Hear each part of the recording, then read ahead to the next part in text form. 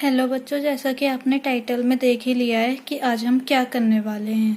तो बिना किसी रुकावट के हम अपनी वीडियो स्टार्ट करते हैं। आज हम देखेंगे एक्सरसाइज 5.1 के लास्ट 4 क्वेश्चंस। तो 11 वाले क्वेश्चन से स्टार्ट करते हैं।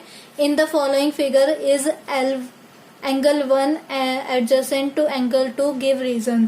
तो देखो, एंगल एडजेसेंट का मतलब क्या होता है? नेबर वाले एंगल्स। ठीक है, जो हमारे नेबर वाले एंगल्स होते हैं, बगल वाले एंगल्स, वो तो ये यहाँ पे है नहीं। एक यहाँ पे है, दूसरा यहाँ पे है, तो ये हमारे यहाँ पर क्या आंसर आएगा? नो। ठीक है, और इनका आंसर भी हम बिकॉज में रीजन भी देंगे। क्यों? क्योंकि हम सबसे पहले यहाँ पे क्या लिखेंगे? Angle 1 and angle 2 are not adjacent angles because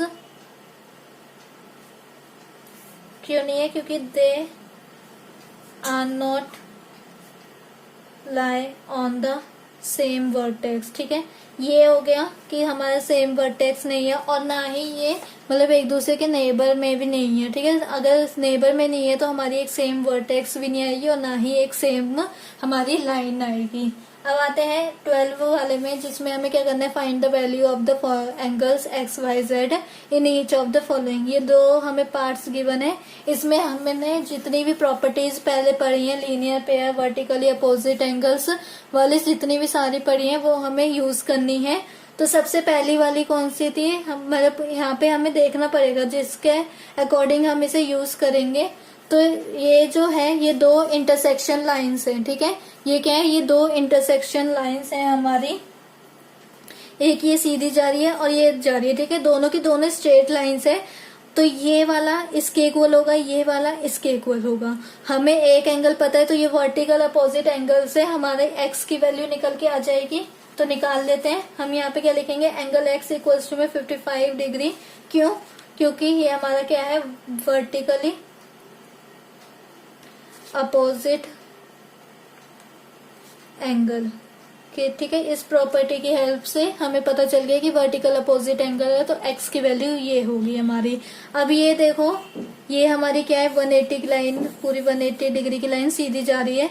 उस पे ये एक लाइन आई है जिसने कट मार दिया है। तो इसे क्या कर दिया है? इसे पूरी 180 डिग्री की लाइन को इसने 2 डिग्री में कन्वर्ट कर दिया है। एक 55 है, दूसरी हमें नहीं पता, लेकिन इनका सम क्या होता है? इनका सम तो 180 डिग्री ही रहना है। तो हम इससे ऐसे निकाल लेंगे। वो हमारी क्या प्रॉपर्टी थी? लीनियर पेयर की angle y plus 55 degree equals to में 180 डिग्री रहेगा। क्यों? लीनियर पेयर की हेल्प से। ठीक है, लीनियर पेयर। अब एंगल y हम निकाल सकते हैं 180। यहाँ पे क्या है? प्लस का है, तो उधर जाके ये माइनस का हो जाएगा। तो एंगल y कितना आ जाएगा? 125 डिग्री। ठीक है, अब हमने यहाँ पे क्या देखा?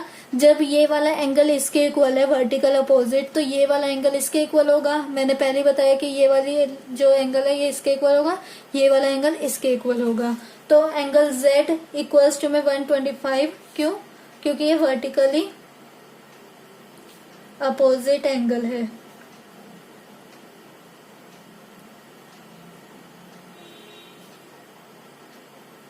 ठीक है, ये हमारा फर्स्ट पार्ट हो गया है। अब आते हैं सेकंड पार्ट पे। तो सेकंड पार्ट हमसे क्या कह रहा है? एक्स वाई जेड की ही वैल्यू निकालनी है, जिसमें ये जो हमारा क्या है, यहाँ पे कोई वर्टिकल वाला नहीं चलेगा कंसेप्ट, क्योंकि यहाँ पे ये वाली जो लाइन है, ये जो लाइन है इसके साथ वर्टिकली अपोजिट हो सकती है ना, पर ये इसके साथ नहीं हो सकती। ये ऐसे करके वर्टिकली अपोजिट हो सकती है, लेकिन उससे पहले यहाँ पर एक लीनियर वाली भी चल जाएगी हमारी इक्वेशन। तो यहाँ पे बस क्या होगा? ये वाली लाइन, ये और ये दोनों लाइन क्या कर रही है? इंटरसेक्ट कर रही है एक दूसरे को। तो ये वाला एंगल जेड एंगल के इक्वल होगा। तो यहाँ पर हम इसे क्या कह सकते हैं सेकंड वाले पार्ट में, कि एंगल जेड क्या है? 40 डिग्री है। क्यों? क्योंकि वर्टिकल अपोजिट एंगल की प्रॉपर्टी से। ठीक है, और दूसरा हमने क्या देखा कि हमें x की वैल्यू हम कैसे निकाल सकते हैं? क्योंकि ये हमारे पास क्या है? इन दोनों को प्लस करेंगे, ये पूरी एक लाइन है जो 180 डिग्री की है, उस पे ये दो कट लगे हैं, लेकिन इनका जो सम होएगा वो तो पूरा 180 डिग्री रहेगा। वो क्या है कि हमारे स्ट्रेट एंगल है, तो इसलिए ये हमारा सम तो 180 रहेगा, और इसे हम लीनियर पेयर भी कह सकते हैं। तो हम यहाँ पे क्या लिखेंगे कि angle x plus 40 degree plus 25 degree equals to में 180 डिग्री। क्यों? लीनियर पेयर की एक लाइन तो 180 डिग्री की जा रही थी, लेकिन दो लाइन आई वो इनसे इंटरसेक्ट हो गई और इन्हें पूरा 3 एंगल्स में डिवाइड कर दिया है। तो एंगल x की वैल्यू क्या आ जाएगी हमारे पास 180 डिग्री, और इन दोनों को प्लस करके यहाँ पे माइनस का साइन आएगा क्योंकि ये प्लस का है, तो उधर जाके माइनस का, और ये 45 प्लस 25 क्या होता है 65 डिग्री।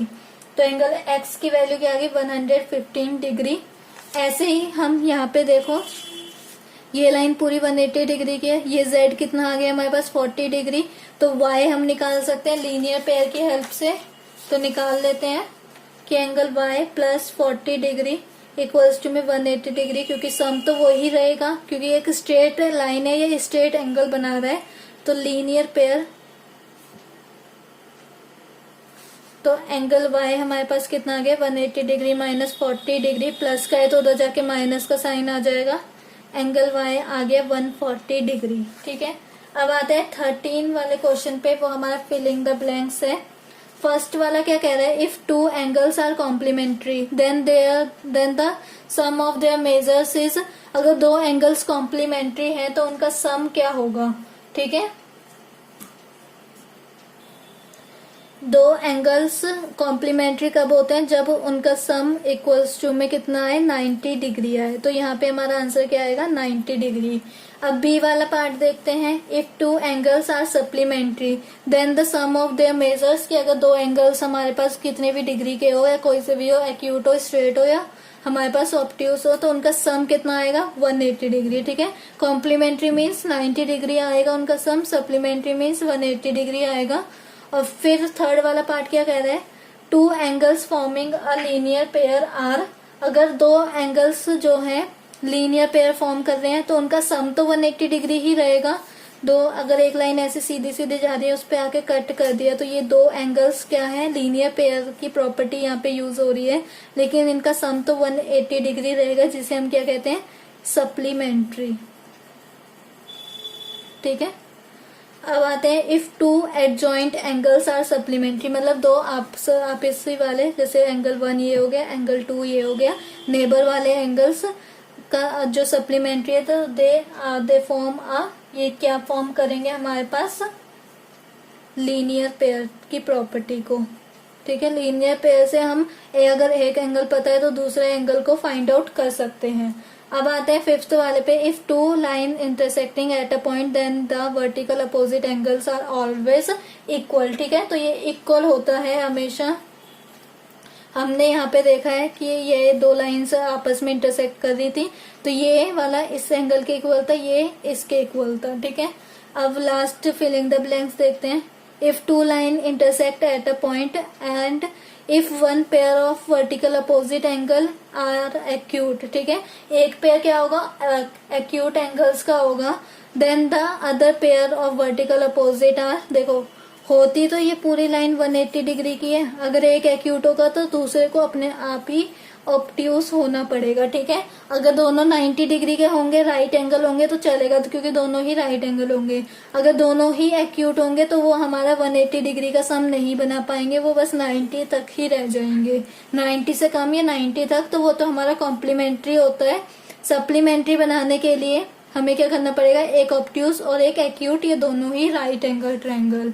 अब आता है 14 पे, वो क्या कह रहा है, इन द एडजॉइनिंग फिगर, ये हमें फिगर जो दे रखी है, name the following pairs of angles. ठीक है, जो जो हमें बोला है कि ऑब्ट्यूस वर्टिकल एंगल्स या कॉम्प्लीमेंट्री एंगल्स, उनके हमें नाम लिखने हैं यहाँ पर। पहला क्या है हमारे पास, opposite vertical, obtuse vertical opposite angle. तो इसमें क्या है, इसमें ये हमारे पास एक पहला एंगल आ गया AOD। ठीक है, ये जो पूरा एंगल बन रहा है ये हमारा ऑब्ट्यूस बन रहा है, तो ये मैंने पहले वाला लिख लिया है। और दूसरा हमारा कौन सा हो जाएगा BOC। ठीक है, ये जो BOC वाला है, ये वाला जो C वाला एंगल है यहाँ तक, ये पूरा का पूरा ही हमारा क्या बन रहा है ऑब्ट्यूस बन रहा है, तो ये हमारा एक एंगल हो जाएगा BOC are obtuse vertically opposite angle, ठीक है। या फिर हम पेयर भी लिख सकते हैं क्योंकि ये हमने दो दो पेयर बनाए हैं इनके। अब आते हैं, ये फर्स्ट वाला हो गया, अब सेकंड वाले पार्ट पे आते हैं। वो क्या कह रहा है, एडजेसेंट कॉम्प्लीमेंट्री एंगल। एडजेसेंट का मतलब क्या होता है, नेबर वाले, और कॉम्प्लीमेंट्री मतलब उनका दो एंगल्स का सम 90 के इक्वल आना चाहिए। तो फर्स्ट वाला क्या हो जाएगा हमारे पास, EOA, जो इतना वाला पार्ट है बस ये वाला होएगा, ठीक है। ये 90 डिग्री का मैं समझ रहा है, यहाँ से ये स्टार्ट हो रहा है, देन यहाँ पे ए पे जाके वो खत्म हो रहा है, तो ये 90 से कम है। और फिर दूसरा कौन सा हो जाएगा, AOB, ठीक है। दूसरा हमारा ये वाला हो जाएगा, क्योंकि ये जो है ये तो 90 डिग्री का है, ई पे परपेंडिकुलर बन रहा है, ओ पे हमारा ई परपेंडिकुलर बन रहा है। तो इस तरफ वाले दोनों एंगल्स हमने ले लिए हैं। कौन कौन से हैं, angle EOA and angle AOB, ठीक है। इनका सम करेंगे तो हमारा 90 डिग्री आएगा, और एडजेसेंट है मतलब साथ में है। तो हम यहाँ पे क्या लिखेंगे, आर एडजेसेंट कॉम्प्लीमेंट्री एंगल्स, या फिर हम क्या लिख सकते हैं, पेयर्स, ठीक है। अब आते हैं थर्ड वाले पे। तो थर्ड वाला हमसे क्या कह रहा है कि इक्वल सप्लीमेंट्री एंगल्स। हमें क्या चाहिए, इक्वल सप्लीमेंट्री। सप्लीमेंट्री का मतलब क्या होता है कि सम 180 आना चाहिए और इक्वल होने चाहिए। तो हम पहला क्या ले लेंगे, EOB, ठीक है। EOB मतलब दोनों ही 90-90 होंगे, तभी हमारा दोनों एंगल्स इक्वल होंगे और सप्लीमेंट्री भी होंगे। तो EOB एक एंगल हो गया, देन EOD हमारे दूसरा एंगल हो जाएगा, क्योंकि ये दोनों के दोनों 90 डिग्री बना रहे हैं। O पे कौन परपेंडिकुलर है, E परपेंडिकुलर है, इसलिए हम पहला क्या लिखेंगे, angle EOB and angle EOD, ठीक है। ये हमारा क्या है, इक्वल सप्लीमेंट्री